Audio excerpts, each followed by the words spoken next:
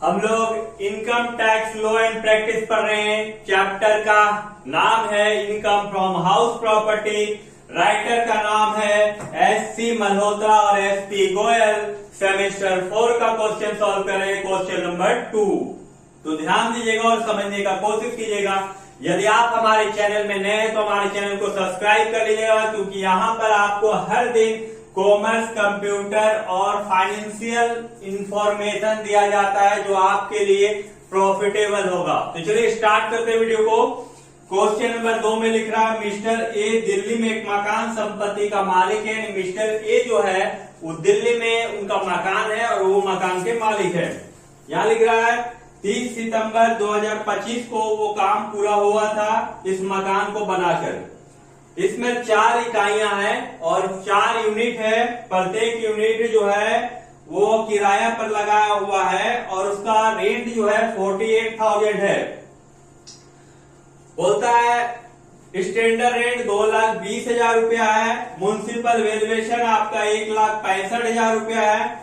बोलता है इसी तरह का मकान जो मोहल्ला में फेयर रेंट आपका 2 लाख रुपया का है और म्युनिसिपल टैक्स आप 35,000 रुपया चुका रहे हैं। आपको 3 इकाई रहने के लिए किराया पर उठा रहे, एक पैसे के लिए मिनी बिजनेस के लिए किराया पर दिया गया है।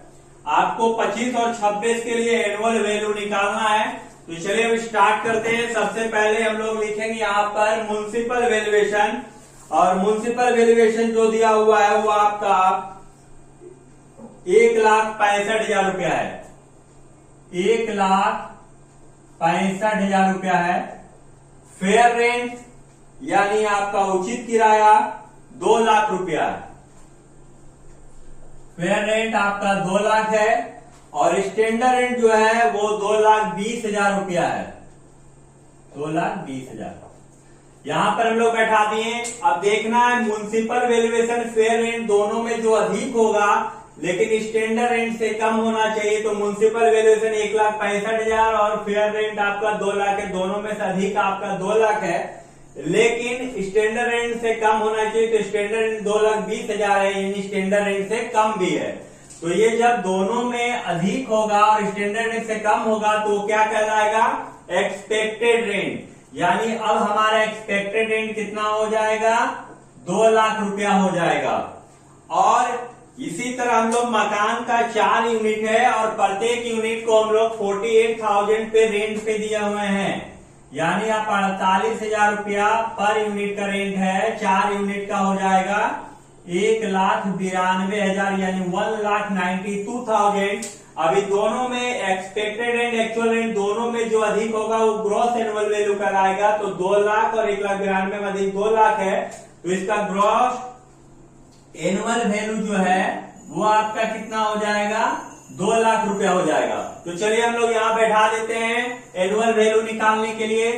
2 लाख रुपया ग्रॉस एनुअल वैल्यू आ गया है। म्युनिसिपल टैक्स आपका 35,000 दिया हुआ है तो 35,000 यदि आप माइनस कर दे रहे हैं तो यहाँ पर आपका एनुअल वैल्यू जो है वो 1,65,000 रुपया है। कितना है? 1,65,000 रुपया। तो इस तरह करके आप क्वेश्चन बहुत ही आसानी के साथ हमारे साथ सॉल्व कर सकते हैं। यदि आप हमारे चैनल में नए हैं तो हमारे चैनल को जरूर सब्सक्राइब करिएगा और वीडियो को शेयर करिएगा। वीडियो को पूरा देखने के लिए धन्यवाद।